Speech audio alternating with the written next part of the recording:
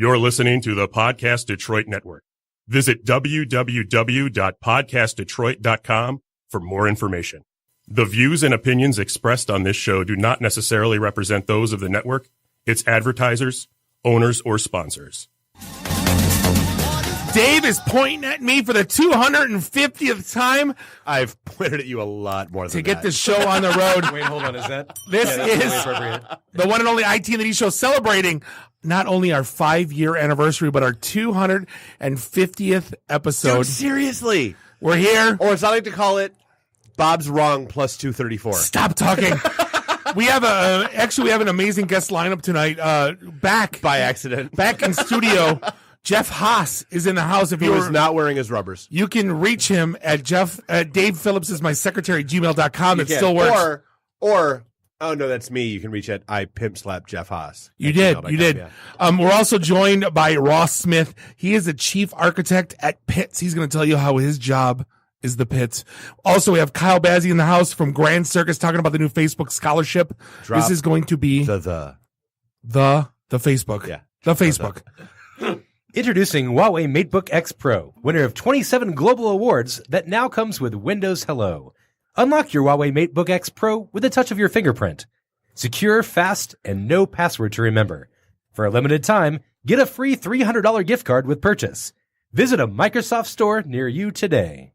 Thank you, Neri. Dave, you may fire when ready. With the new intro? No, just fire when ready. Can I? Yes, do it. Now! Let's make this happen. Do it now. You're listening to the Podcast Detroit Network. Visit www.podcastdetroit.com for more information. Following program is intended for mature audiences. I'm Wyatt, that's Gary, you're Bob, and you're Dave. This is the IT and the D Show. This is Max Headroom. And what you're about to witness is one of the most sinister-sounding intros to a trailer to one of the greatest epics ever. This is Billy D. Williams. Bob and Dave and I are enjoying a Colt 45 right now. And remember, IT in the D, it works every time. Just where do you guys think you are? The Library of Congress? Detroit? Beyond the sun? Any of those, right? Take him to Detroit. No! No, not Detroit! No! No, please! Anything but that! No! You will never find the more wretched hive of scum and villainy. Then don't come! Shut up! Hey, Dad, hello, this is Pinky, the genius, the real genius behind Pinky and the Brain. And when we take over the world, the only show that people will be able to listen to is IT in the D with Bob, Dave, and Yuri. No! Hi, this is Christy Swanson, and you're listening to the IT in the D Show. And Bob and Dave touch my hoo-hoos. What happens when you tap the angry beaver in the bumhole? Exactly. Come on. Someone tries. What the hell with this? I'm calling a break. We'll come back to the TV show. This is Guilfoyle from Silicon Valley, and the only two guys I hate more than Dinesh are Bob and Dave. Suck it, guys. What's up, everybody? This is Billy Zapka. Sweep the leg. Listening to IT and the D Show. No mercy. I may have to wipe the geek off. Hi, this is David Kay, the voice of Professor Xavier from X-Men Evolution. Storm! Come here, Storm. Sit on my lap, Storm. You're listening to IT and the D. Are we at a break yet? Hey, everybody, this is Ted DiBiase, the $1 Million Man. You're listening to IT and the D. And if you want to get your money's worth, stay right here. And remember, everybody's got a price for the $1 Million Man. Hi, I'm Ernie Hudson, and you're listening to IT and the D. All you nerds out there. Nerds.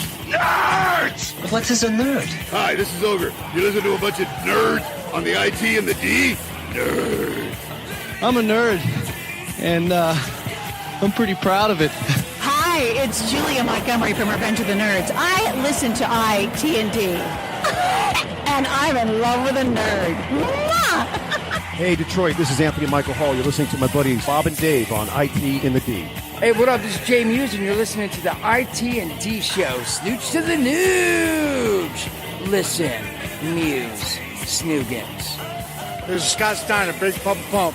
IT and the D Show is your hookup. Holler if you hear me. I'm totally into Dave, but not so much Bob. This is Robert Hayes, the jet striker to my mother. When I'm not hanging out at the Magumbo bar, I'm listening to the IT and the D Show. It's worse than Detroit.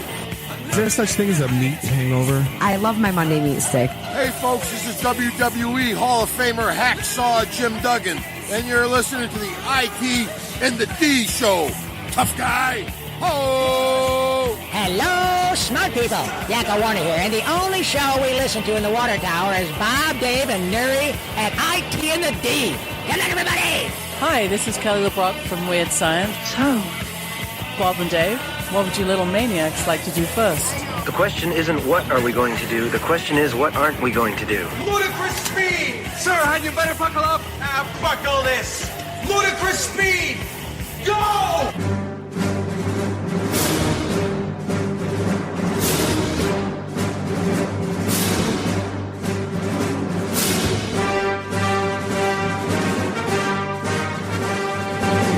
What is going on?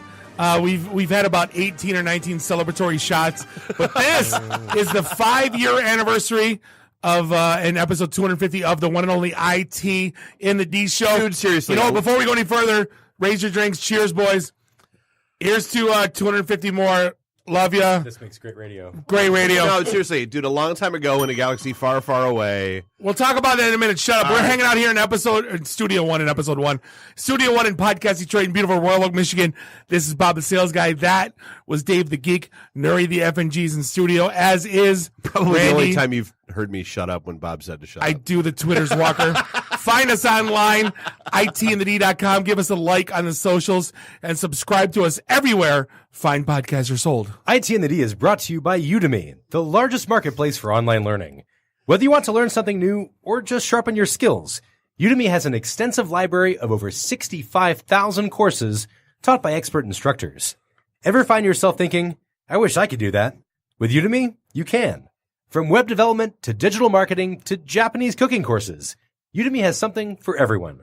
While other online learning companies charge hundreds of dollars per class, Udemy courses start at just $11.99.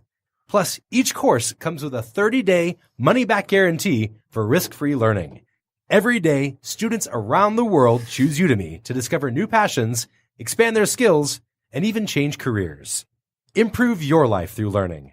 Download the Udemy app to learn anytime, anywhere, or visit www.ude.my/itinthed today. That's www.ude.my/itinthed. Nuri, I make a killing. I teach the Japanese cooking course. Said fill water to here, add spice packet, microwave for 3 minutes, and the course is done. It's like literally a 30-second course. By the way, we've changed our privacy policy to serve you. Oh, we did. Did we do it again? Did we do it again? We do it every week. It redirects to something new every time. Did the emails are still coming in, by the way? Dude, so seriously, it's kind of crazy to think about it. Like, so 5 years and 1 week ago, I called you and went, hey, you want to start a podcast? Okay.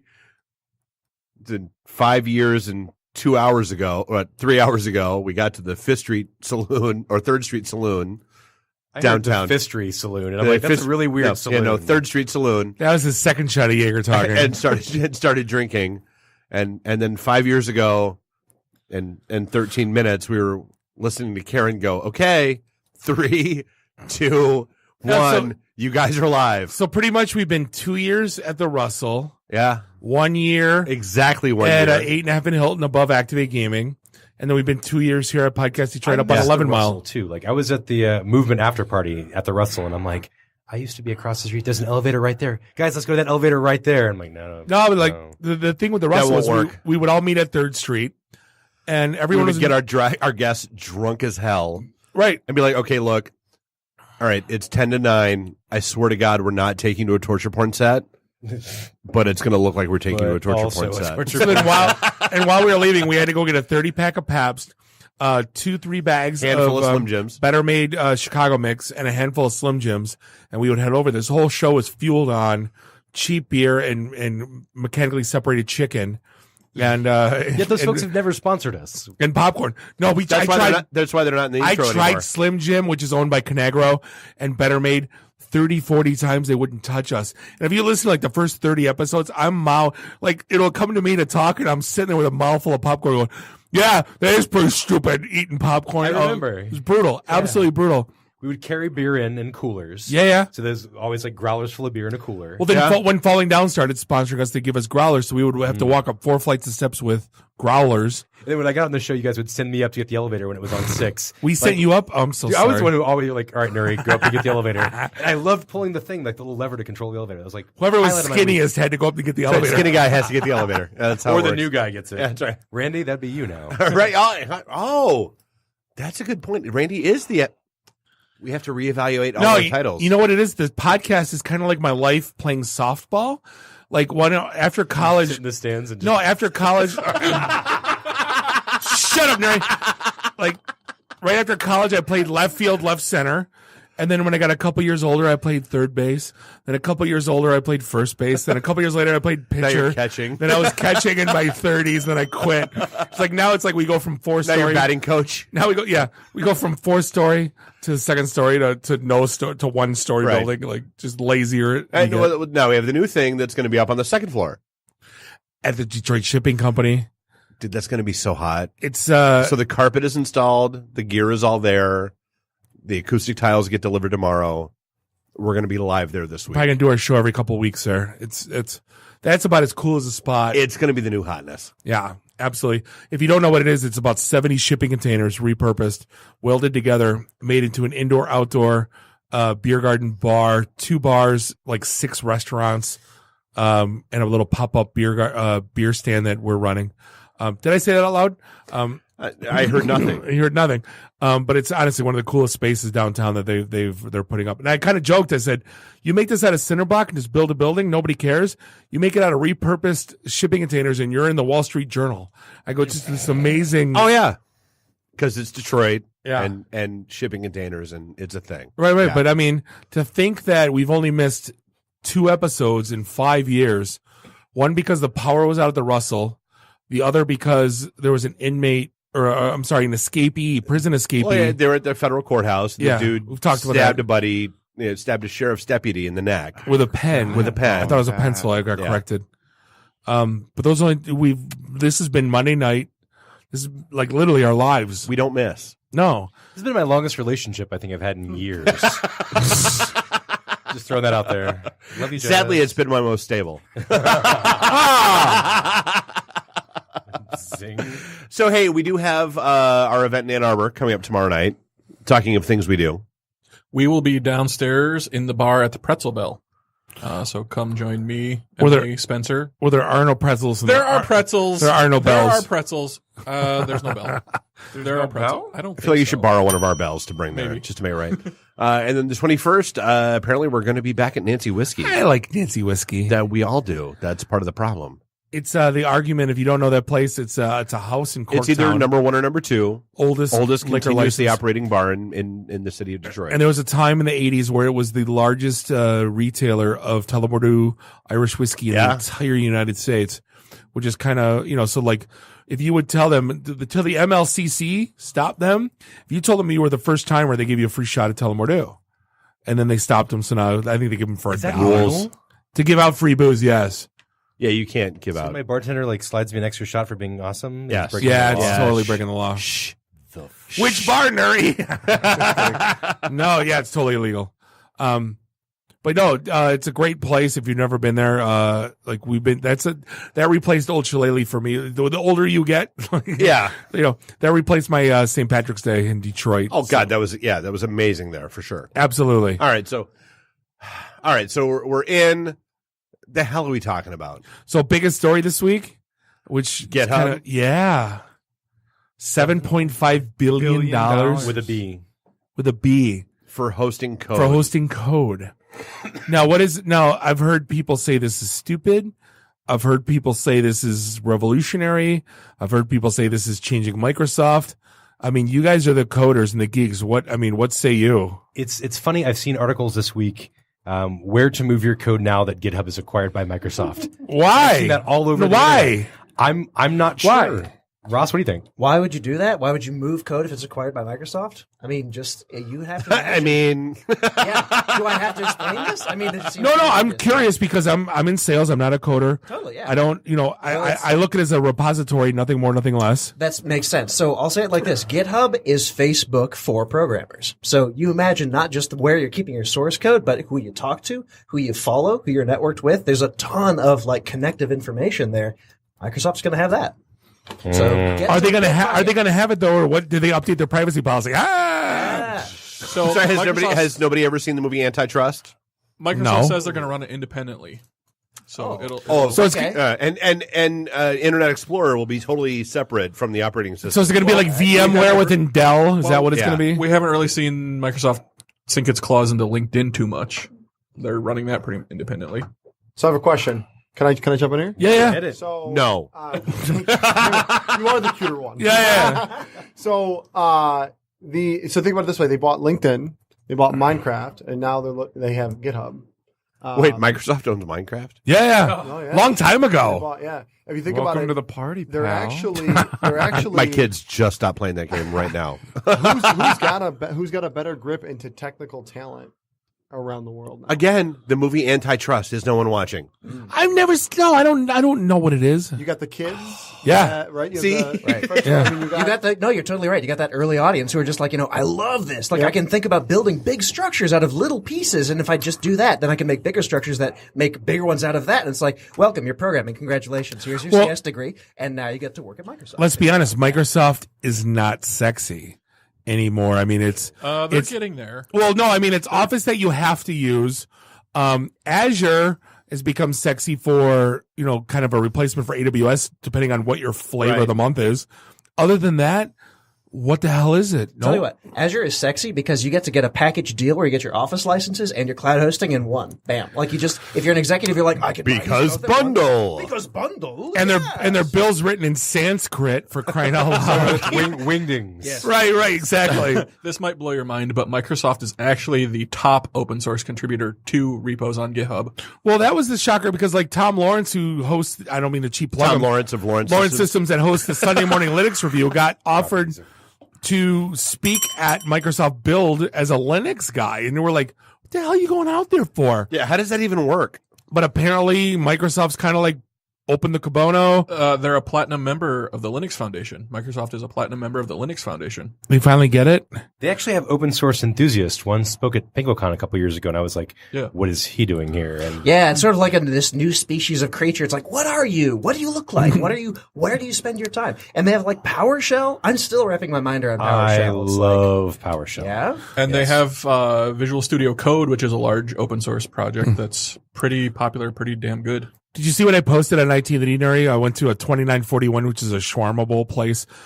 Best lunch in town. A Cisco router. No, it's best lunch. Yeah, best lunch. No, that's the best lunch in town. He's a sales guy. He's never actually seen a router.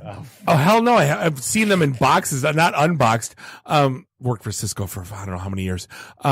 It said Ubuntu above the ice machine, and apparently it's a Mediterranean word meaning like good luck or whatever. I don't know what the hell it means. And I'm like, oh my god, the ice machine runs Linux. How cool! And like I don't think if people thought it was funny or not funny. They didn't get your like, joke. No, they totally. But I put it on IT in the D. It's pretty great. And I said it to the guy running the cashier the register, and he's blank stare, man. It's kind of like the same blank stare I got from the Meyer guy yesterday. The milk in the bag, yeah. Yeah, he said, would you like your milk in the bag? I said, well, no. He's not Canadian, so. No, I said, would you like your milk in the bag? I said, no, just leave in the jug. I'd appreciate it. And the blankest stare I ever got in my life. And I had to kiss me on the veranda? No, lips is fine. I tried to explain it to him, and I got the head nod. I'm like, oh, God, that was funny. So I had to post it on Facebook to be funny. Of course you did. I So did. apparently Facebook is trying to kill their trending news section. I think it's dead. No, not yet. You get a little box. It's not dead. 2 weeks. It's right? not dead 2 yet. weeks. It's feeling much better. It might go for a walk. Well, it ceased to exist. It has ceased to exist. This news box is no more. Right. Top topic. This trending boxes feel so happy. Right. So why? Because but then what made it trending? Was it users honestly, contributed? That was the whole gamification of the system. Where as soon as like Facebook announced that, hey, we're not going to have human curators of our trending news section anymore, people were like, all right, game on. Hashtags, we get our shit in the trending section. Control refresh. Exactly. Why is this story trending? Because it's trending. Well, isn't that how Twitter does it? Oh, kinda. Well, then it's Twitter. Nobody cares. You have to actually seek out trending stories on Twitter, though. You don't. They're not like in your face when you log into Twitter. Are we going to talk at all about? I trend globally on Twitter. Are we I'm going to talk at all amazing. about Kim Kardashian meeting with Donald Trump? No. About the reform? Why don't you even say that word on the radio? That's on our list of things we can't say. I'm just Stop. saying. No. There's a joke about black guys getting screwed there somewhere. I wouldn't. No, stop. You're mute Dave's mic for the rest of the show.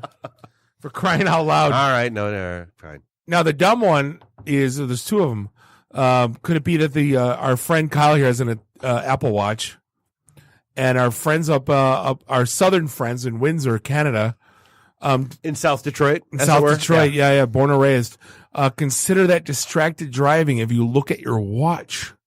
Now, the story was that apparently the woman got pulled over because the cop saw her look down 5 or 6 times at something. The light changed and she still sat there. Bigger indicator. So that basically is you were distracted driving. I get it. But she tried to argue that it was just a watch. And they came back and basically said it's the same thing if you strapped your mobile phone to your wrist with duct tape. That's basically what the argument was. But that's what it is, isn't it? Totally. Well, that is the Apple Watch in Canada, actually. Right. If you're just checking the time, why do you need to look at it 5 times, and why is it keeping you from? Dude, have you ever looked at time was. Have you ever looked at what time it was and then looked back up and go, shit, I forgot what time it was? That's why. Yeah. Exactly. Sunday morning at ThinkWicon. Which brings us to a DUI, which brings right.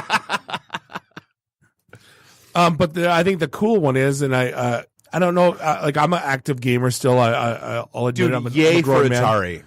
Atari's coming out with a console, but they went Indiegogo on it. And we've talked about this before. We have. I didn't think they needed to go Indiegogo because, like, kind of like Nintendo, the 16-bit box, you still can't get that. Well, see, the thing with Atari is how solvent have they been as a business? Nintendo has remained relevant, has remained profitable. Well, no, I mean, they've so they had their hard times, but they came back and did their thing, and they've been good. But seeing them get back into the gaming console business is amazing because, dude, my question is, why do I need to spend $200 on this Atari when I can spend $10 on Steam for the same games? Shut up, Randy. That's why. Because is it the same old games, or are they coming out with new games? They say they're coming out with new games. I mean, what are they going to do? Chopper Command 2018? Asteroids Breakout, Centipede, Gravatar, Missile Command, and Yar's Revenge will launch with it. So oh my God, Yar's Revenge 2? Well, no, more. And those 2019. That's that's of the more than 100 games that will launch with it. No, hold on. Is it remastered, like Empire digitally remastered? I don't want it to be. But aren't there 5 different variants of the console, and you can buy? Yeah, that shit exists. Because it looks like the cool old wood grain console that you can buy that now. No, you can't. $50 at GameStop. I have the Atari flashback console. Yeah, with the USB drive, or you can get the thing that looks like a Woody. Yeah, and it's paneling. it's like the old. Yeah, the ones that are out now are not this. They don't look like this. They're no. You can play tank when you can curve the bullet. Combat? Whatever. Yeah, we can curve the bullet. Like Angelina Jolie in that stupid movie. Wanted? Right. Yeah. Oh, nice, good worst call. movie exactly. ever. I'm going to shoot like this, and the bullet's going to curve. But they raised $2 million in their first day, so obviously people want to. A day. Yeah, so I'm not the only one. No, dude, this is the new hotness. Bluetooth controller, man. Dude, I bought in. I saw something else that said Intellivision is redoing a console now. And I'm Where like, are you putting your wood grain console in your house? I'm curious. Wherever the hell I want to. Right next to his Emmy Award. I'm not gonna lie. I bought 2, one for here. Wow. Thank you. Yeah. But you mentioned Steam. Speaking of, that was my interesting story of the week, that if you've had Steam installed in your machine the last 10 years, you've been open to a highly vulnerable, easily exploitable remote code exploit. Mm-hmm. So that means anybody with little knowledge could have exploited stuff on your machine to run code on it remotely. So I have little knowledge. Well, sir, let me show you how. No. I had to use Steam because I'm an avid Age of Empires player. Age of Empires 2, which is the greatest console computer game in the history of computing. I'll argue with anybody. Fight me. The reason I downloaded Steam was that account got hacked 4 times. Woof. I know, where I'm like, Steam doesn't have 2-factor authentication yet? They do now they do, and now I use it, but then they did not. And I went like 24 character password hacked. just to play my stupid game. Can I just put the 24 character password hacked? Dude, was it 1 2 3 4 5 6 7 8 9 0? 1 2 3 4 5 6 7 8 9 0. No, it's 20. 1 2 3 4. Wait for it. A B C D F G H H L I B B Q R S T V W X, and I stopped there. No, so secure. But like that was the only reason I used Steam, and like my kid, like everyone now is like so beholden on. They got all their credit cards stored on it. They got all their games on it. It's like can I just plug in cartridge play? When did gaming become so effing difficult? I don't know. But 125 million users were up until last month. They fixed it in March, believe it or not. So for 10 freaking years, who knows what hijinks have happened. And there's nothing worse than the free games on Steam. I downloaded one. Oh my God. Got into one, so are they freemium? No, I'd rather play Atari Chopper Command than this game. Chopper Command was, dude, I will lock you into Stampede is what I will lock you into. The lasso game? Chopper Command, when that came out, had to have been one of the coolest. Or Barnstormer. Berserk. Oh, Barnstormer was so stupid. Is that Barnstormer or Burnstormer? No, it's Barnstormer, yeah. You had to do the loop-de-loop through the barn. I totally remember all this crap. It was so bad. Now they want to bring it back. Catch the humanoid. Adventureland or go to hell. Or just adventure. Speaking of going to hell, we're going to take a quick break. We're going to be back with Ross Smith, the chief architect at PITTS. This is the IT in the D Show. And we'll be right back. And we apologize for everything tonight. IT in the D. Read, meet, listen. Networking Detroit, one beer at a time. Hey, this is John Schneider from Nip Tuck Smallville, the haves and the have-nots. Oh, Dr. Quinn, Hot in Cleveland, Secret Life of the American Teenager, and just about everything you can possibly imagine. And oh yeah, the Dukes of Hazzard. You're listening to Bob and Dave. It's the IT in the D Show. ITinthed.com. Why would like Buick put their cars next to like the Bentleys? Like why? That's not marketing. The alphabet. It's brilliant. Welcome back. This is segment 2, episode 250, our 5-year anniversary of the IT and the D Show, broadcasting live here in Studio One in Podcast Detroit in beautiful Royal Oak, Michigan. Once again, that's right. Podcast Detroit in Royal Oak. Come at me, bro. Got Detroit enough, man. This is Bob, the sales guy. That drunk idiot across from me is Dave the Geek. Nuri the FNG's in the house, as is Randy. I do the Twitter's Walker, as is Kettle, Jeff, Black Online, the other white meat Haase. Where you can find him at Dave Phillips is my secretary, gmail.com. Find us online, itinthed.com, and give us a like on the socials and subscribe to us everywhere fine podcasts are sold. Introducing Huawei MateBook X Pro, winner of 27 awards at Mobile World Congress, including Best of Show Laptop, Best Innovation, Best Design, Editor's Choice, and Reader's Choice. With Windows Hello, you can unlock your Huawei MateBook X Pro with a touch of your fingerprint. Secure, fast, and no password to remember. Huawei MateBook X Pro, now available at Microsoft stores, Amazon, and Newegg.com. For a limited time, get a free $300 gift card with purchase. Visit a Microsoft store near you today. And they are, have you seen them? Those are sexy pieces of equipment. Yeah. But they're selling them at the Microsoft store, I heard? Yeah, Newegg, Amazon, and Microsoft stores. It's crazy. Yeah, crazy. I looked at them on Amazon, but I want to touch and feel it. It looks, I mean, I've been looking for something Microsoft Surface-esque. That's a hot notebook. Anyway. It is. We are joined by none other than Ross Smith. He is the chief architect at PITTS America. That is not a peach company or an olive company. They modernize or deodorant. Oh, gross. Actually, you know what? We're opening a new product line, so keep your eyes open. Wait, there's more. They modernize applications. That's such a generic statement. So honestly, Ross, awesome having you here. What the hell do you do? I know. It's a really fun thing to explain. What I prefer to explain first is like how we got the name, because PITTS is like professional IT software and solutions. And, but like when you're German and you're coming up with this and you're like, this is perfect. Because we're based in Stuttgart. We're like, we have Dude, so my best was way back in the day, I worked for the State Department, and our buddies in Russia that were like handling the other side of the freight forwarding stuff, like hit me. They like, Dave, we are sending you fax right now with new letterhead. We have new logo. It's amazing. And it's the thermal fax machine days. So like as it slowly burns out and comes off, they were based right outside of Moscow in a town called Entremar. and they named themselves Intramar Shipping Services. And so their logo was ass. And I was like, Sergey, no, you can't. No. No, isn't there on 16 and John R. is a company called Fag? It's on there. And Come Ho, and yeah, it's not there. That's my favorite. I love that one every time I pass it. Yeah, it's fantastic. Their tires are pretty good too. It's next to the Seaman Company. Boom.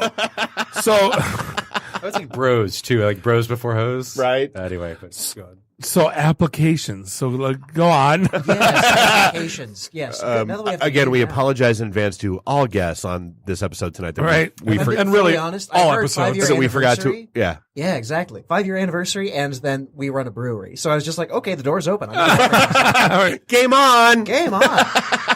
Application modernization, man. Yeah, it is pretty vague. So I guess at PITTS, we specialize in Oracle-based applications. So if you're like, if you're like a GE, or if you're like a really big insurance or banking company, like you probably run an Oracle database, because that's what people were doing, and they're getting into this stuff, right?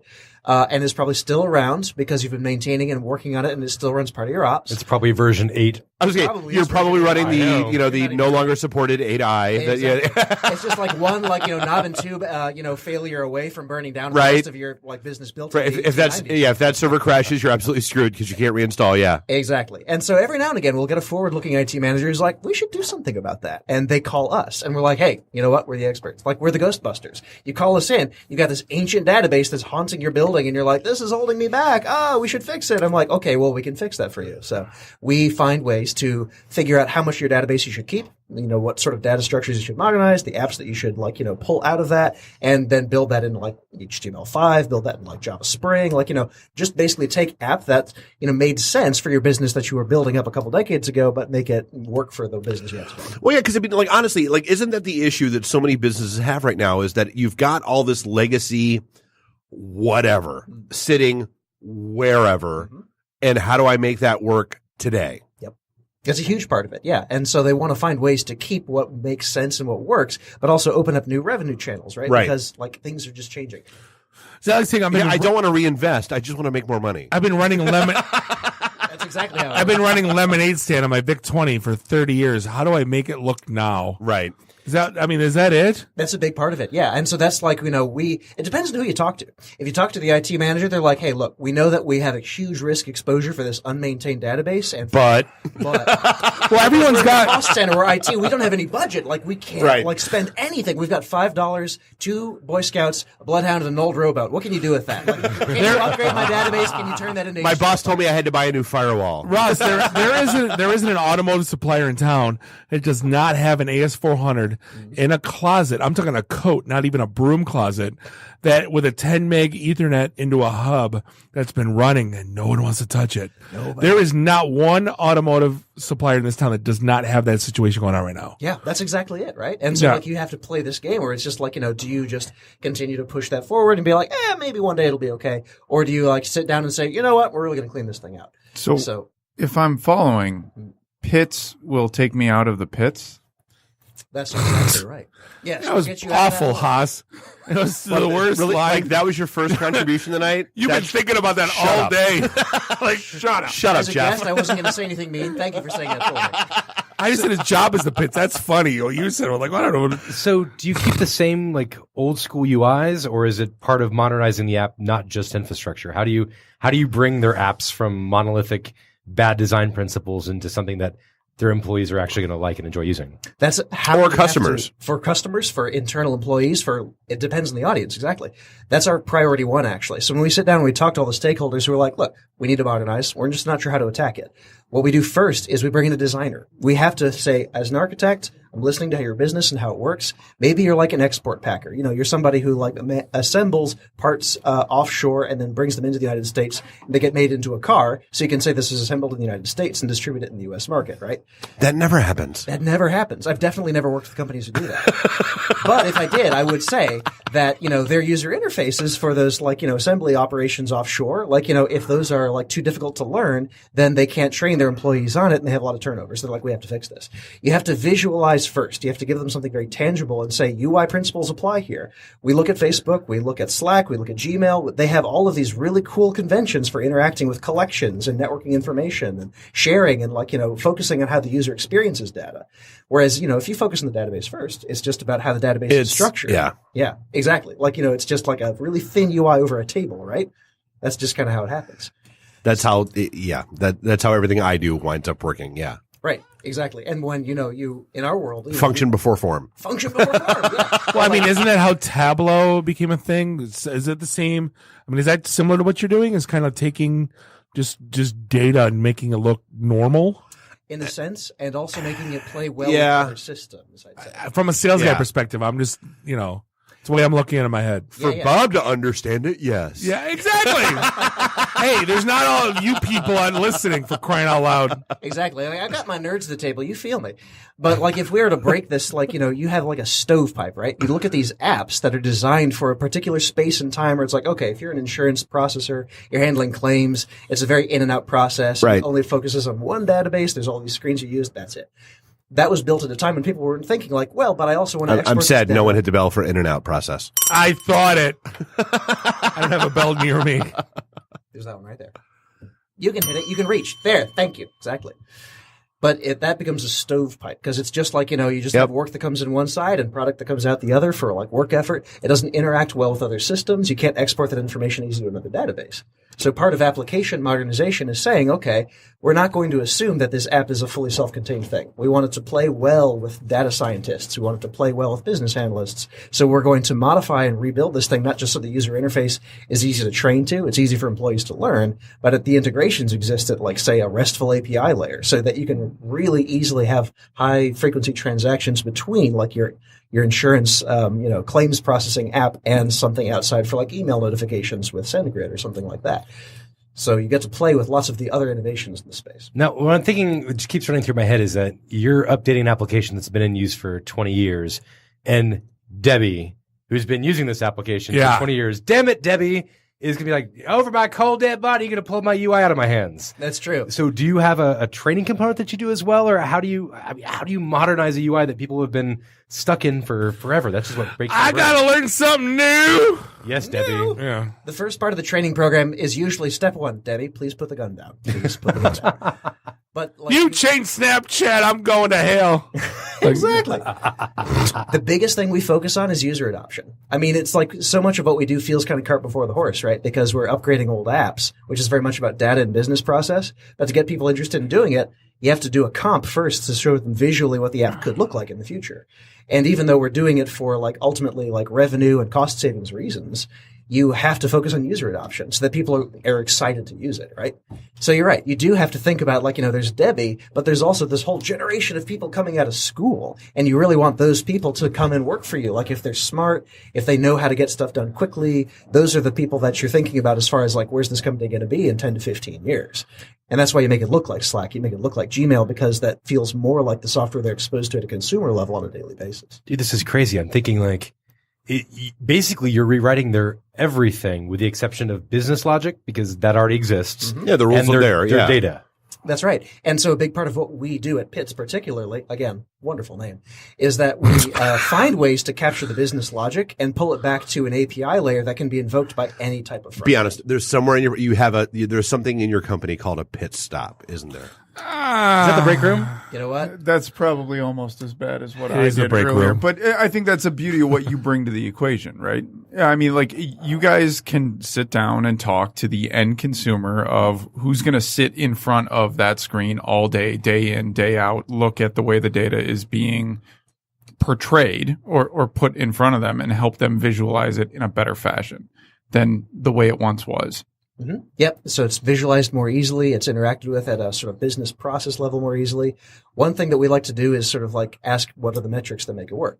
So if you're a sales rep, right? We had a customer who had so many quotes piling up on a sales rep's desk that they couldn't actually respond to every inquiry from a customer before the end of the day.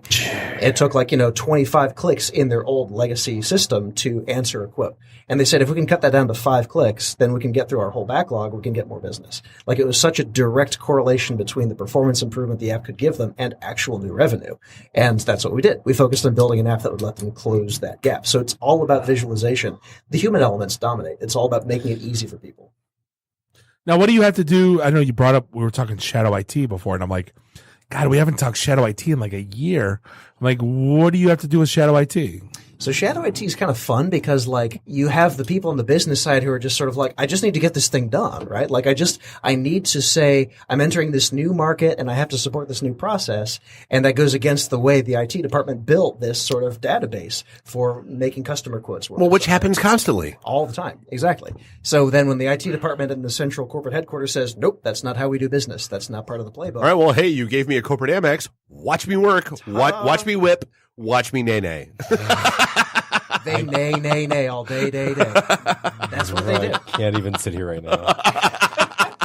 I'm with you, nerd. I'm sorry. I DJ'd an elementary school dance 2 days ago. It's So who's usually hiring you? Is it the business or is it IT? It's usually IT because they see kind of what we do and they're like, please help us stop them. I can't find Oracle engineers anymore. I swear to God, I can't find them. I can't deal with the goddamn marketing department any longer. So it usually is IT. And this is not a joke. For real, in really big companies, it's culture war. No, I've been that guy. I totally get it. Yeah, right. It's very much IT is we're perceived as a cost center. We're always asked to sort of cut our overhead and we're not generating revenue. So people are just as smaller you get, the better. And they come to us and they're like, we have to fix come on. That's not really how it works in the No. real world. No. Yeah. Not in the tiniest way. It's we're actually what makes you work. And you should remember that. But we have to sort of show to the business, hey, it's possible if you work with IT that you could make a lot of money. A lot of money, not a little money, but a lot of money. Right. So it's we help IT articulate some of those ideas in ways they're not maybe used to doing. And a lot of it helps because if you're an outside party, if you're a consultant or a contractor, it's coming from a different voice, right? Yeah. So. But yeah, it's usually IT bringing us in. So I sold enterprise software to associations and labor unions before I came to where I'm at now. Mm-hmm. You're the first person I've ever heard. Now, Bob, I'm the sales guy too. Yeah. So you're the first person I've ever heard to say you have to create the user interface to the consumer software applications that those individuals are used to. Yes. And that is incredibly important. That's beautiful. It's the standard. That's what they're used. If you buy something on Amazon, they can work on your application, right? Yeah. If they use Gmail, they can work on your application, and that's something that's no one gets. Yeah. On the ERP side, that's awesome. Right? Exactly. On the ERP side, it's you should be looking at 98% invisible and modeling your thought process after that. It should be so seamless because then all the rest of your thought process, your head work, all that you can bring to the table as a brilliant person goes toward doing your job, not figuring out how you. What a novel concept! What an idea. I'll take it. So what's I'm guessing you've got to have at least a couple of horror stories from your time out there. Oh my God. It's mostly Stephen King, man. That's what we do. So without using names, of course, we don't want to get you in trouble. Clowns and broken ankles. It's crazy. Cujo or Christine? Right. It's more like Pet Cemetery because it's something you used to love. Resurrect from the dead? Yeah. Nice. Hey, just for a tidbit, if Christine, well played, sir. If Well Christine was to played. be remade today, it would be a 1994 Camaro. Just a little heads Bob, that up was for- a joke 5 years ago, so it's 2 actually years at ago. 99. No, 94. Yeah, no. Yeah, whatever. This was the 5-year anniversary. Come on. That's worth a callback, isn't it? Oh my gosh. Okay. So, I would say that my favorite horror story to pull on would be the company that thought it would be super easy to retire their entire ERP. Oh, Jesus. Yeah. So, Go on. So for those who are fortunate enough not to live in this, I'm already screaming inside. right? Yeah, you may want to plug your ears. Enterprise. I can't even talk right now. Enterprise resource planning is what an ERP is. It's the system that coordinates all of your manufacturing and logistical ops. If you're a big if you manufacture parts for cars, for example, then you use an ERP to plan all that stuff. If you built that yourself because your industry is so specialized that there was no way for you to buy an off-the-shelf product, right? That means you hired a bunch of people into your IT department in, let's say, 1985, and they built you this ERP from scratch. And now we're fast forwarding, and those people are all kind of like on the edge of retirement. They maybe didn't write a whole lot of documentation about how to run this entire system. And then you get a new chief digital officer who says, you know what? You guys are very expensive. So we're going to offer you all retirement plans. And I'm going to ask you all to go. So now there's nobody there who knows dick about the system. Literally nobody. Ugh. Yeah, exactly. So then it's just a matter of the gradual dawning and realization of like, what have we done? That's really, this happens. Will, would you like to come back to work tomorrow? See, and then we've had this talk where like literally, okay, yeah, we're going to lay everybody off. And then, oh, shit. 30 days later, they're all back as contractors making twice as much money because that's how it works. Seriously. Yeah. That same guy shows up on your door and he's got his shades on and he's like, okay, so this is how we're going to do it.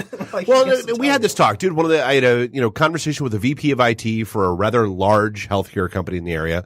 And like at the start of the conversation, it was, oh yeah, we just laid off 20 of our, back end mainframe COBOL programmers, yada, yada, yada.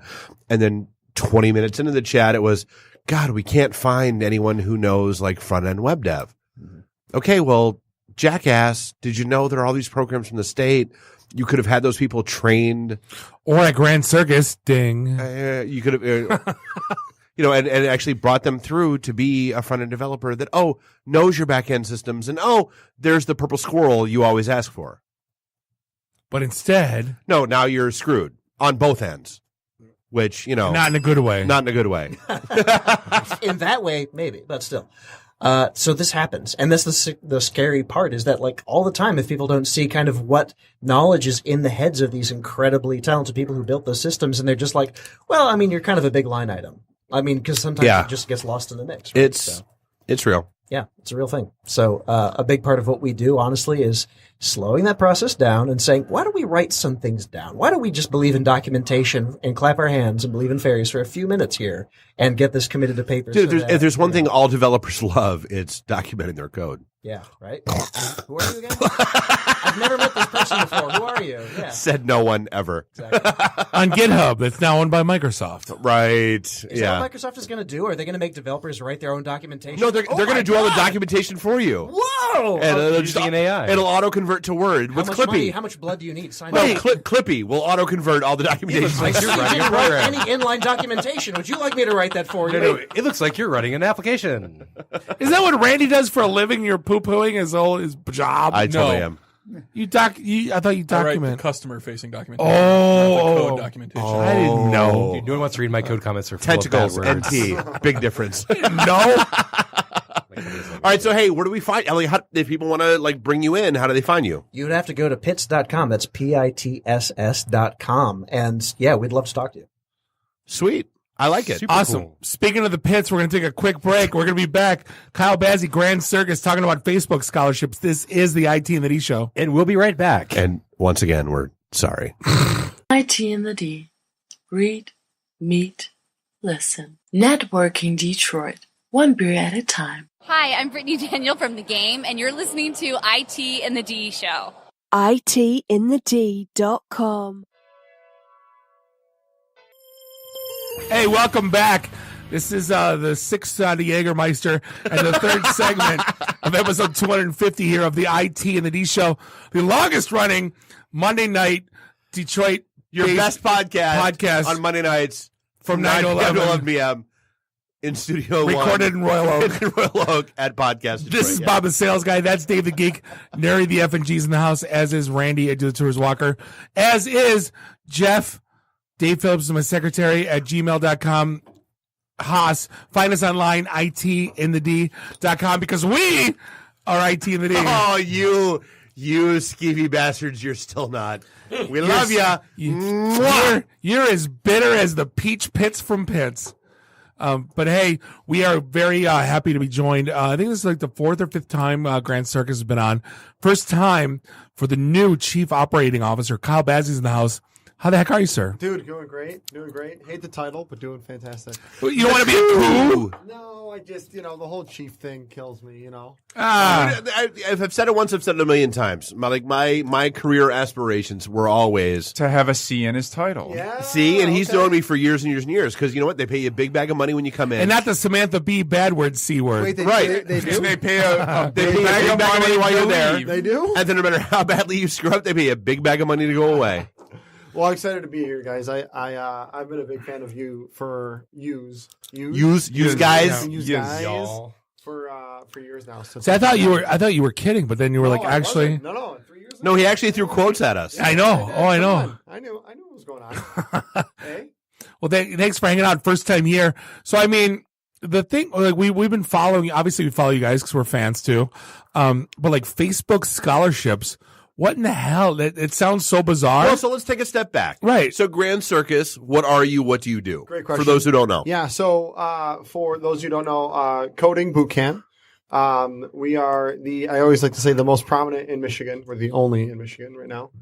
For coding boot camps, 12 weeks long, 10 weeks in person.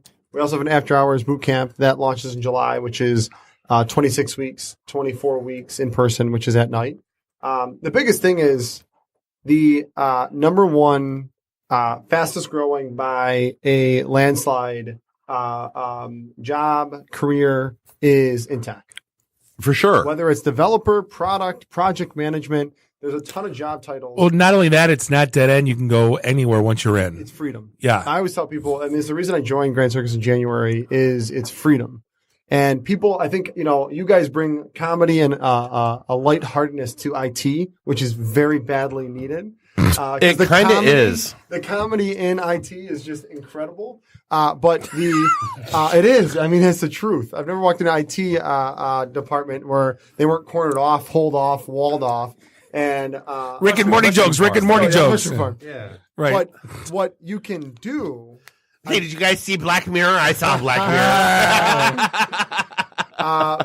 And I think that's what we're excited about is it's the biggest job opening not only in Detroit, but in the country right now. And we're going to go from 500,000 openings to 1 million within like 3.5 years. Well, they talked about, I saw the thing, it was the job report from, I don't want to say it's LinkedIn, but someone did a top 10 job report. 6 of them were IT. It's insane. And in IT, you think it's one thing, but no, it's carved up. Yep. And so IT openings are growing by 26.5% year over year. Think about that. Really? In the United States. Well, then security is negative. God, no wonder recruiters are annoying this shit out of us. I know. Well, then security's negative employment. A negative unemployment rate right now, yeah. It's crazy. And so you think about that, coupled with, so someone asked, why is Facebook giving you scholarships? And it's because, number one, they're an incredible partner that is investing into the community here. But how do we snoop on our users more? I'm just kidding. Yeah, right. Give them scholarships. You know what's funny? I don't mean to. Did you see the commercials? There's like Facebook going like, it's kind of like after the Exxon Valdez. We're sorry. Yeah, no, we're sorry. We spilled a bunch of oil, but wow, are we trying to fix and clean up that oil spill? Look at us bathe these baby penguins. So what? Besides all the oil spilled, no. What I tell people is it's incredibly self-serving in an awesome way that they can't continue to grow with the talent just in I call it the tier 1 tech cities, right? Right. The Silicon Valleys, the New Yorks, the Austin, Boston, right? Chicago. Yeah. It's getting too expensive. The stealing of talent. I mean, it's wild how bad it is. And there are, I always say that that amazing developer in Holton Lake, Michigan, right? Who never thought about getting into tech because he was never exposed to it. These are the opportunities for them to get into technology. I recently read actually that there are some Silicon Valley investors touring the Midwest and they're looking at the city centers and the talent that is around here and they like what they see. It's crazy. If only there were public transportation. If only we had car companies to give them cars. That'll be next week. There we go. It's coming. But no, I think that it's crazy cool to see. We've now crossed 1,000 developers trained in 5 years. And if you think about it, Grand Circus now has the biggest asset for tech talent in the entire state. And next IT in the I'm just saying. Well, let me train talent.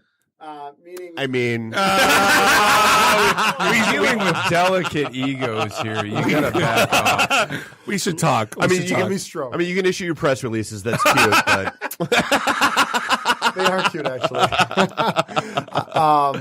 But no, I think it's to me watching what technology can do to people's lives, and I know it sounds incredibly, but it's true. Yeah.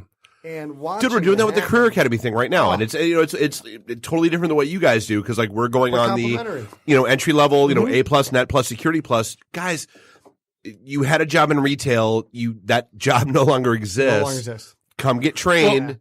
State pays for it. There's your help desk job, and we always tell them, look, you're going to sit there for a year, figure your shit out, and then go somewhere, and then figure out where you want to go in life. You may want to be a developer. The scary thing that I told everyone, I said, you have to do 3 things once you get that job. And it's not difficult. You need to show up on time, and you need to hold your call times, and you do not smoke pot. Yes. I go, if you can. Smoking pot. Not before the drug test. Pass a drug test. Right. And That's a lot of serious. Right. But I said your employment contract for no random ones. No, Kyle, like we did this, we beta tested this on a few people we knew, and one of them was one of my family members. And he came to me and he said, I got my review. And this guy was a painter. He's painting Polish, floors. 45-year-old Polish. He wanted to work. It's all, he didn't care about anything else. Wasn't passionate about anything but like cars and like, working. And he said, they rated me one of the best workers. I says, why? And that's what he told me that. He goes, I apparently I show up on time. Guys no call, no show all the time. And he goes, and they told me 12 minutes call time. I'm doing it. And I don't do drugs. And I kind of looked at him. I go, that's it? He goes, Bob, that's it. And I go, and now he's at Comerica in the data center making like more than what you call a living wage. Well, and then what happens if, that company or this region or this country go into recession? Well, then you freelance, right? You can freelance. You can freelance overseas. You can do your own things. You can build your own business. It really is freedom. Launch a podcast network, man. You got nothing else to do, right? One of my really good friends was a stay-at-home mom, and she had been for 10 or 15 years. Went through the Grand Circus program, walked out into an internship at one of the family of companies in the area, and is now basically managing a department, managing a group of developers. Within years. Within a year. Yeah. Jess, yeah. You look at what Elise is doing. I mean, from what she came from. I mean, it's phenomenal. At Detroit Labs, it's phenomenal. It's crazy. And I think that, so with the Facebook scholarships, we have 25. 22 are going to be here in Detroit for the Java Bootcamp. What are they teaching? And do you have to work for Facebook afterwards? Yeah, because here's the pushback here's the pushback I heard was that it was, hey, here's how you manage a Facebook page, and here's how you like social media and all that kind of shit. Is it more than that, or is it? Yeah. So the Facebook scholarships now are we scholarship them towards the Java Bootcamp. Okay. So it's a 12-week Java Bootcamp. So you learn all back end, and those, our boot camps now look at the employer interest. Good. So what are people hiring for is what we create around our curriculum and everything.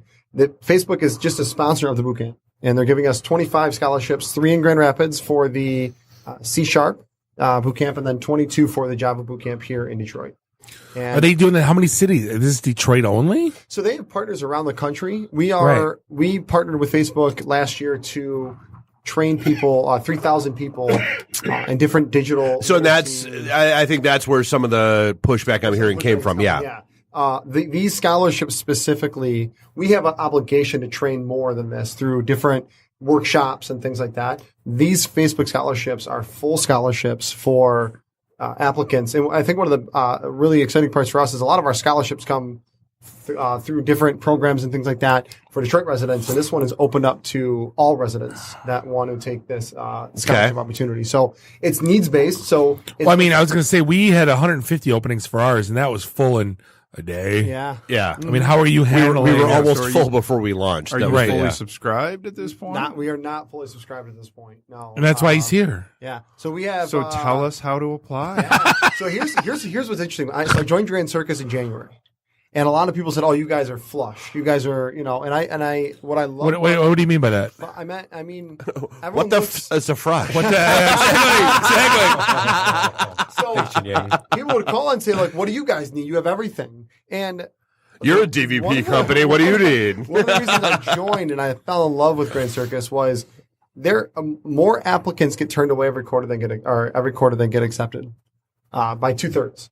So 2/3 of the applicants. Can I ask why? Rejecting people? Because in rejecting is very harsh. We try to give them the resources to get boot camp ready. I meant that in the best possible way. I was trying to be ironic. The word rejected. So the reason being is if you're not ready, in 12 weeks it's not pixie dust. In 12 weeks, what they do is absolutely incredible with that learning product. But you have to, if we're going to put people into the 200 plus employers around the metro area, you have to be somewhat ready. And so we did the same thing with Goodwill up in Flint where we did a beta where you had to do it wasn't the basics, but you needed to get, meet a minimum criteria before you could even talk to us. Mm-hmm. And they got through it quickly and then we took them on like that. It wasn't but I get it. Yeah. Yeah. So we partnered with Udemy and Yeah. Treehouse and a lot of other online courses to give away free basics. And just help them, our goal is to elevate the entire ecosystem. And that's why, along with you guys, promoting even, collaborative programs that are helping people get into help desk positions is extremely important because if we don't do that as a region, we'll miss the boat. Well, after help desk, we push them to you or push them another way. Yeah, we don't push, usually we say don't get your MCSE. But we Must say, call someone else. Yeah. No, Microsoft certified solitaire expert. Right. But, typically we say hey, what, do you like servers? Do you like network? Do you like virtualization? Do you like security? Do you like coding? What did you do that you liked? Yep. And then we're like, here's where you go. Yep. Yeah. So, we're really excited about this. I think that, we don't get this many opportunities to offer these kinds of scholarships to all. No, it's nuts. And for a company to come in and just say, hey, here's 25 scholarships because we want more developers in the region just shows, if you haven't, here's the biggest misconception that I'm hoping to break is along with obviously the whole Grand Circus team. You don't got to be a white guy. Right, in the '90s movie where you have a pocket protector, sitting with the little pens, and you're walking in with your glasses and the whole nerdy look coming in. Nerds, right? Nerds. Yeah. Hasn't that been squashed though for the last 10 years? No. You don't think? So many people don't believe that they can get an attack. Really? 100%. I see it. I mean, so what's the barrier? Themselves and their perception. Skeptical Dave is but skeptical. But is that a marketing problem or is that, have you guys really dug into that? So this isn't our problem. This is PITTS' problem. This is every tech. So there's 450 open positions at Quicken Loans today in IT. Open, that can't be filled. That they can't find people. The talent's not there or not in the region. Or they don't want to work there. Or they don't want to work there. Yeah. Well, you can go to any company. And if you look I at said their it. You open- didn't have to. See, so here's the question I have. In marketing and sales and pretty much every position, there's an intern position that opened up this summer. From intern, there's a team member. From team member, there's a team lead or associate or whatever they call it. Then you go to director. Then you go to VP. Then you go to CMO or whatever it is, C-level. In tech, if you go on Monster, Indeed, you name it, look at the disparity between senior and junior level positions. Huge. Juniors don't exist. Yeah. How is it? It's an Junior level, 7 years of experience. Yes, exactly. That's 100%. well, but so how much of that is the company's fault? So hold on, I'm shit out there. Dave, hold on. Kyle, hold on a minute. I'm in Indeed right now, and I just typed information technology jobs in Detroit, Michigan. There are 3,335 open positions. And if you look at starting IT salary, in Detroit, it blows anything out of the water. That's a lot. And so it's not the company's fault, it's the company's challenge. Because the company's challenge. No, it's not. No, it's the company's fault because it's their tech leads, their directors, their whoever, not putting the reins on their HR people. I don't need 7 years of experience to actually put the shit out there. Here's what I've seen, and it's very interesting to me, and this is the problem that we're really digging into right now on the employer side, because that's also who we're serving. So you have HR and talent acquisition and recruiters saying, I'm finding, all these leads coming through and all this talent, blah, blah, blah. And then you have a team lead of some kind of IT project that's saying, well, I have 6.5 months to finish this. It's going to take me 3 months to train them. So no, I'll keep my mid-level to senior level position open even though that position will go unfilled for 13 months. Right. And that's actually the juxtapose the challenge is between HR. You like that word? I saw that. $5. I'm like, juxtapose. Throwing fancy words out of IT and the D. All right. So you have talent acquisition or whatever that position is, whatever that department that is. Not versus, but you have this tension between the two. Right? Yeah, but they're slaves to the dude. I've whoever has the open position and is trying to. Jeff, fill it. you've known me for how long? And how long have you heard me have this argument with HR? Consistently, literally at least a good 15 years, where it's been. No, kiss my ass. I don't give a shit about a degree. No, I don't care about. Give me somebody who can write. Give me somebody who can actually do this shit, and that's like pass them through, and I'll figure out if they can do what they want. It comes down to keywords. You're totally right. Because like on the PITTS side, we see like, okay, well, it's like you have to fit this like Oracle database forms, like sort of a word tree of like, here are these 87 keywords you have to have in your resume. But I swear the templated approach that so many businesses take. I've got this job that I need to have this person that looks this way or that has this resume or that does this thing. And when you see that person that walks through the door that you're like, well, what the hell are you doing here? And then they bang it out, and everybody's like, it came from where? Yeah. Bang it out. We'll slow the building, right? But so many companies are averse to that. Yeah. And I think that's that's the challenge that you have to break down. Yeah. So I'm curious, 25 spots, right? How many of those spots are spoken for right now? So we have implemented an aptitude test and all these things. We have 14 that have actually made it into the camp so far. Okay. And June 15th is the final deadline for application. We have people ask all the time, why do you make us come in person for an interview? Stop. Oh, yeah. And so we look at them, and first off, that's usually an indicator of like they're not really truly understanding. Yeah. And we say, because number one, if you're not ready, we can't let you in. Our lifeblood is our outcomes report, which is coming out in June, and we have on average 97.5% graduation rate and 87% hired within 100 days. That's incredible. And for us, all right. So cards on table though, like how many of those are in the family? Oh, so we only have hired from in the family. Yep. So out of the 110 companies, we have 93 people that have been hired in the FOC. Okay. And that's out of 110. And actually, there's actually 2 companies outside of Quicken that are big hirers of ours. And I'll tell you the biggest difference. If anyone's an employer that's listening right now, call me, email me. I'll give you resources that we've been allowed to share from employers that have built their internal training programs. And I'll tell you that is the single biggest differentiator. And I'm telling you, the next 10 years for tech companies, if you don't have a system or training program that can ingest junior developers, you're behind. Amen. Well, it's like we just had Eric and Elise here talking about the apprentice program at Detroit Labs. Yeah. Yeah, you're behind. And CBI does it, and several others do. CBI is a great example. Yeah, if you don't have that, you can't compete in the next 5 to 10 years. I mean, I'm calling it right now because it's growing your own vegetables instead of buying them at Nino's. Well, you have to. Well, dude, it's reality 101. Like, okay, so do you want somebody coming out of school who's learned what the book said, or do you want someone that you've grown? Or what Professor Butthole taught well, him? No, or but you don't know who that guy is. Who you grow could be a crazy building model airplanes. And who knows? Whenever you're done, let me know. It makes sense. People that you grow to like do things the way you want to do them. Well, here's the next question too. Is we always get is, do I need a college degree to get a job? That was last week's chat. No, you do not need a college degree. Dr. Chuck, are you listening? Dr. Chuck. No, but you need. No, we talked about that too. You don't need a college degree, but you need life.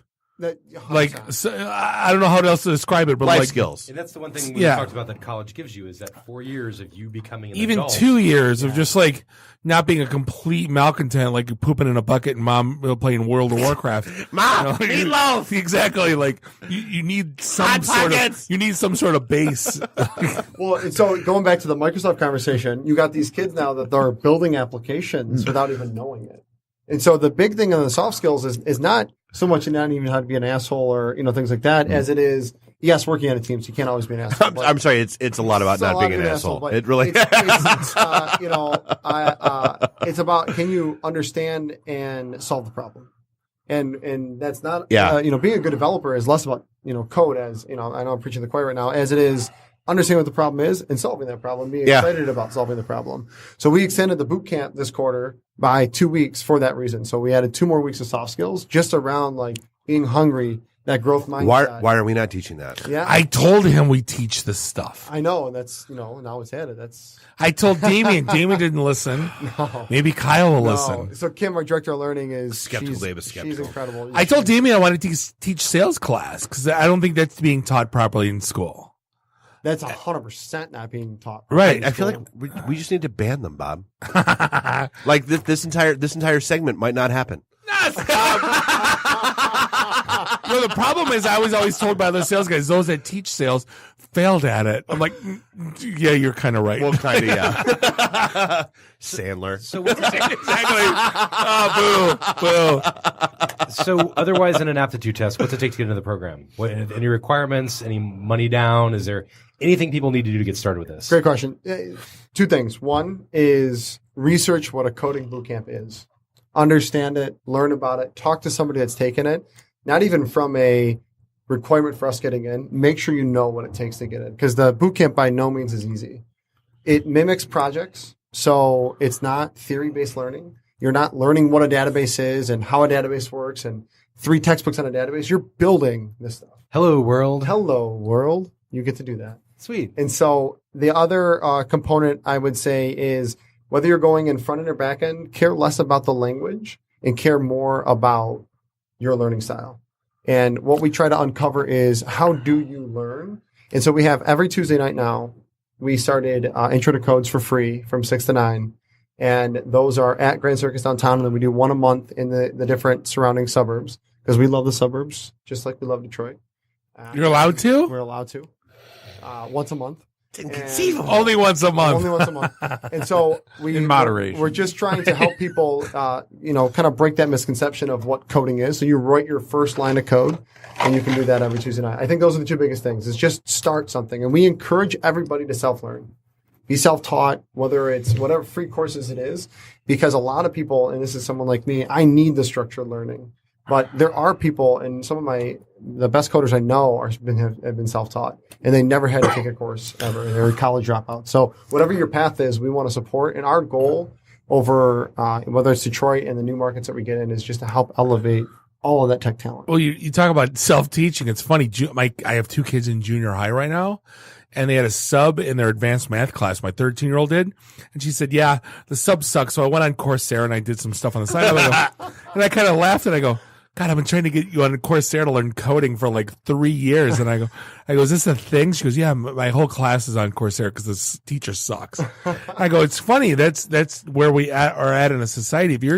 If the teacher of the program sucks, people are going to find a way to learn if they want to, Hey, so are we going to reminisce in episode 4 at all? Or in segment 4? Hell yeah. All right, good.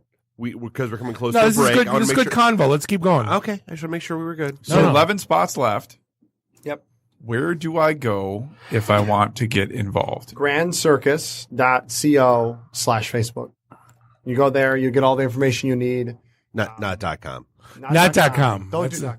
That's a bad band. And not. How have you not bought that? Not the Grand So Circus. I just joined in January. I'm still trying to. No, they did do. Grand They Circus Detroit. were. No. Grand Circus. Remember, I argued with Brad. And I know. GrandCircusDetroit.com was a thing. We had that talk Yeah, I know. at the coffee house. Still. In downtown. I was like Google Analytics. I'm like, what is this GrandCircusDetroit.com? It's because I argued with the one they Brad. told me, Drop the. Yeah, so you go there. It's got all the information. And at the end of the day, just apply.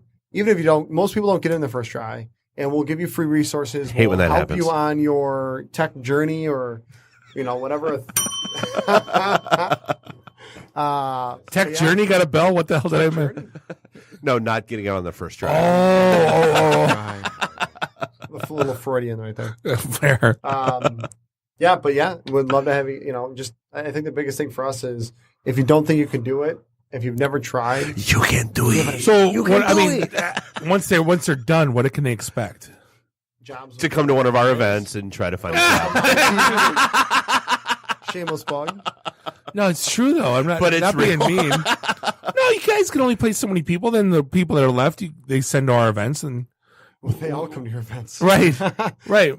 No, we encourage it. I mean, I think for us, we want to continue to invest in partners like you guys and invest into events. And we actually if you'd like to start investing in us, we're more than open to that conversation. Invest means send them over. I don't know what that means to you, but it's not to me. Just kidding. No, honestly, we appreciate it because, I mean, we have, we're up to 8,000 members now. And, for as many people as listen to the show, I mean, got a pretty awesome audience that Detroit tech scene. I mean, how goofy. Who would have thought that this would be like a thing, but apparently it is. More than a few people in that scene as well are also running these really small companies. So as a last question to you from the PITTS, right? Suppose I'm not going to enroll necessarily in like the Facebook program, but I want to sponsor an event for my company, right? PITTS has a very positive experience with Grand Circus. We actually brought a number of our front-end developers to come in for a design class. It was a one-night workshop. So you do a lot more than just the fully involved boot camps, which are amazing. They do a lot of results for you, but you do more than just that, right? Like you can do things for bigger organizations as well. Yeah. And so that's, Damien, our CEO, his vision is he wants to be a one-stop shop for tech talent. And so you'll see us. We just launched our first Unity bootcamp, AR/VR, in Q1. And that went really well. We're launching data science coming in Q4. That's huge. And so that's going to be really exciting. And same thing, though. We have workshops, and we work with a lot of companies that say, hey, we need, XYZ and, type upskilling for our incumbent workers, and we'll design curriculum around that as well. And you got the best building in town. I'm not going to lie. It's a great building. Yeah. It's a great building. Looking right at Comerica Park. Yeah. It's an awesome looking right at third base. Yeah. We're right behind. Pop goes the weasel, the weasel. Shout out to Grand Circus for sponsoring the Metro Detroit WordPress meetup. We have our meetups there every month. Yeah, it was, and we had our WordCamp camp was there too. WordCamp was there. It was awesome. That place was sold out in. Yeah, Randy's got these great stories about this one time at WordCamp. It's awesome. There was this one time at WordCamp. Yeah, I put some HTML in my compiler. I put some Stack Overflow in my. Yeah. All right, so it's grandcircus.co/Facebook. Yep, that's right. Sweet. Thank you, cool. guys. Yeah, no, thank you. Appreciate it. And speaking of Facebook, we're going to take a quick break, and we're going to segment. Then we're going to reminisce over you. My God. Fill up our beers and our Jägermeisters, and we're going to talk about IT and the D for a half an hour. This is the IT and the D show. And we'll be right back. And once again, sorry. IT in the D. Read, meet, listen. Networking Detroit. One beer at a time. Hey guys, it's Time Hawk, Bruce Leroy from The Last Dragon. You're listening to the IT&D show. ITinthed.com. Hey, we're going to wrap things up. We're apparently not going to reminisce over you, my God. On second thought. We're going to wrap things up in this episode 250 of the IT and the D show. We'd like to thank our sponsors, Huawei, Udemy, and Huawei. Thank you for keeping the lights on. Our great guests, Ross Smith from PITTS, Kyle Bazzi from Grand Circus. TSS.com. If life was a bowl of cherry, his job would be in the pits. Yeah. Appreciate the time spent. You guys are awesome. Thank you, Jeff Haase. We haven't seen you in like 150 episodes. Appreciate saying 13 words in our episode tonight. He's got some good points in tonight. I think it was like 26, maybe. On behalf of myself, Bob, Dave, Nuri, Randy, and Jeff. Bob, Dave. You were happy to have the I other said way myself beat. twice. You were happy to have you? Do us all a favor. Drink up your drinks. Get your phone numbers. You don't got to go home. You just got to get the hell out of here. See you next week. Drive careful. Thank you for 250. Dude, Beat it. seriously. To another 250? To another 250. Bob plus 236 wrong. 236 wrong. No, we love every one of you except for you, you son of a bitch. Drive careful. Yeah, Beat it. You son of a bitch. You know who you are. See ya. Beat it. The emergency destruct system is now activated. Conan, what is best in life? To crush your enemies, see them driven before you, and to hear the lamentation of their women. Long live Flash! You've saved your Earth. Have a nice day. I have come here to chew bubblegum and kick ass. And I'm all out of bubblegum. Nice shooting, son. What's your name? Murphy. Make the run. The run. Game over, man. It's game over. It's over, Johnny. It's over. Nothing is over. Nothing! You just don't turn it off! I can't say no, and I don't really want to, so. Well, especially with the back doors open. Yo! Hold up! Time out! Time out! Y'all take a chill. You need to cool that shit out. And that's the double truth. Ruth. Bob loves it in the can. I hope this was as much fun for you as it was for me. That's why I like it in the can.就on the truth.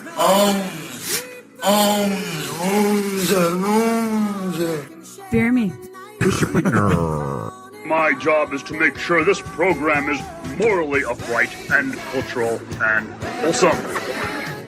Shut up, Mimsy! Shut up, Mimsy! Shut up, Mimsy! Why would Buick put their cars next to the Bentleys? Why? That's not marketing. The alphabet. It's brilliant. Yeah, I can't take that position. That analogy sucks because it's right. Because you're getting your 8-track tuned up. Are we at a break yet?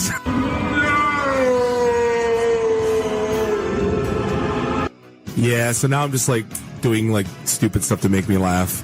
Venture capital is not the end game. When are we going to talk about me? Jane, you ignorant slut. It's my show. I can say what I want. Yeah. Kiss my ass, go home, unplug, get off the goddamn internet. You are everything that is wrong with the internet right now. You're so white right now. I'm the whitest guy in the room. Just explain it to me. I love this city. I was banging on the wang. Really? Should we talk about this? Tag team it. Should I keep going or should I stop? Can I just say, it's been great being on a show that talks about Mickey Rooney dying for 20 seconds and then poop for 10 minutes.